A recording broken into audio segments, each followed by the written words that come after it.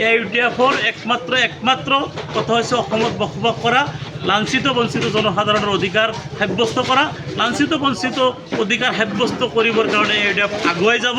আমি আমাৰ জনতাৰ কাৰণে, আমি যিসকল ভাৰতীয় নাগৰিকক উচ্ছেদ কৰা হ'ল তেওঁলোকৰ মাটি ভেটি পুনৰ সংস্থাপনৰ কাৰণে, যিসকল মানুহক ভাৰতীয় নাগৰিকক ডিপৰ্টাৰ সজাই ডিটেনশ্যন কেম্পত আবদ্ধ ৰখা হৈছে তেওঁলোকক ভাৰতীয় নাগৰিকৰ সমমৰ্যাদা দিয়াৰ কাৰণে, যিসকল মানুহক মাটিৰ অধিকাৰৰ পৰা বঞ্চিত কৰা হ'ল চৰল মাটিৰ পট্টাৰ কাৰণে, সম উন্নয়নৰ কাৰণে, SIR NRCৰ আকৌ ৰিভেৰিফিকেশ্যন, আকৌ মুখ্যমন্ত্ৰী লৰা ৰজাৰ দৰে টকলকি সিদ্ধান্ত, মানে কেন্দ্ৰীয় চৰকাৰৰ প্ৰণয়ন কৰা আইনৰ ওপৰত SOP, এইখিনিৰ পৰা বেৰিয়াৰটো ফালি আমি অসমত বসবাস কৰা যিসকলক হিমন্ত বিশ্ব শৰ্মা এণ্ড কোম্পানী কংগ্ৰেছৰ এটা সময়তো সেই আমিয়ে টাৰ্গেটেড মানুহ আছিলোঁ।